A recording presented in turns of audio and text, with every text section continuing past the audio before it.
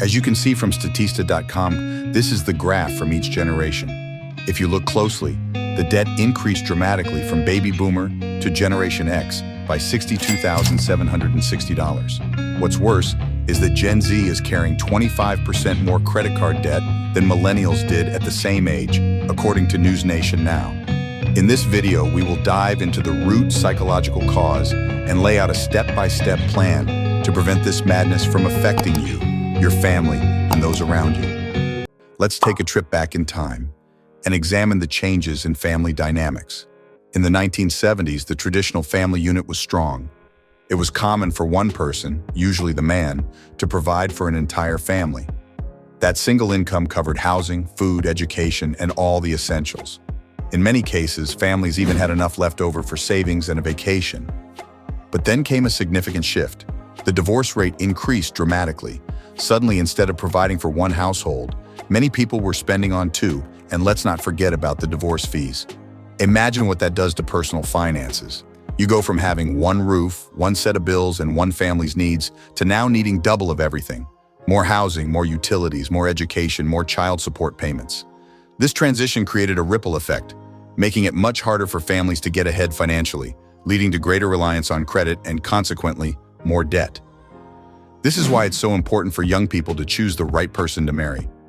There are many resources available about relationships, so don't fall for the honeymoon phase. Making the wrong choice will not only impact your life, but also your children's lives.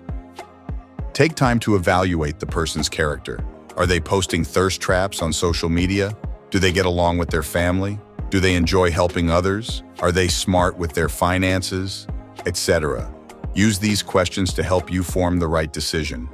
Most of you are probably thinking, there are dual-parent families who are still struggling. Yes, that's a valid point, but we're simply saying it is even more challenging for divorced families, especially for the new generation of children.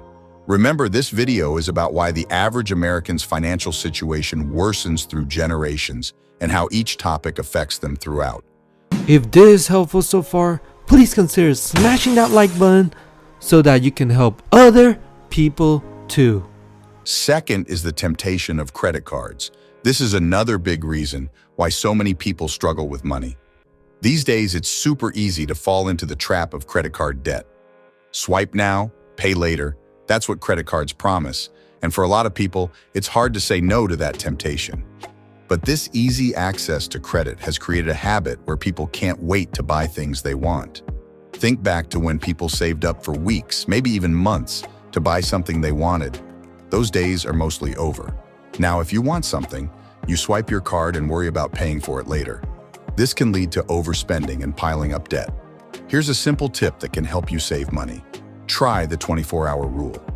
Before you buy something on impulse, wait 24 hours. Give yourself a day to think about if you really need it. You might be surprised at how often you'll decide not to buy it, and this can really help your financial situation. Let's not forget the economic backdrop we're all living in. High inflation. The cost of living has been steadily rising, and wages are not keeping up. Rent, groceries, healthcare, everything is getting more expensive. And that puts additional pressure on households to borrow more just to keep up with everyday expenses. Inflation has a complex relationship with debt. On one hand, inflation erodes the value of your money over time, so what might seem affordable today becomes much more expensive tomorrow. This encourages borrowing now to avoid future price increases.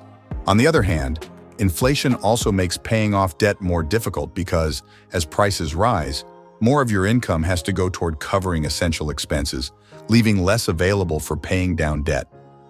A major contributor to this inflation is the Federal Reserve's money printing.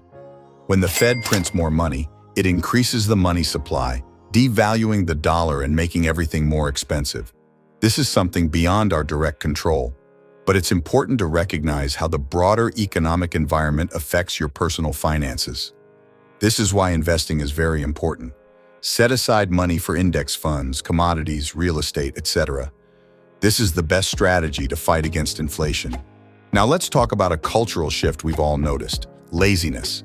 This may sound harsh, but how many young people today seem more interested in scrolling through social media or playing video games than in building discipline and working hard?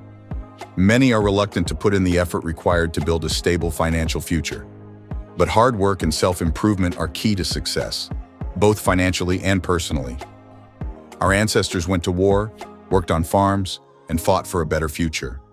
A little hard work won't hurt, whether it's hitting the gym, learning new skills, or cooking your own meals instead of constantly using DoorDash or eating out.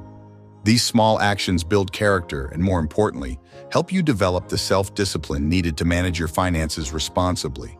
If you find yourself or your kids falling into this trap of laziness, it's time to make a change. Set small goals. It can be as simple as going for a walk, spending time at the gym, or setting aside an hour a day for a productive task.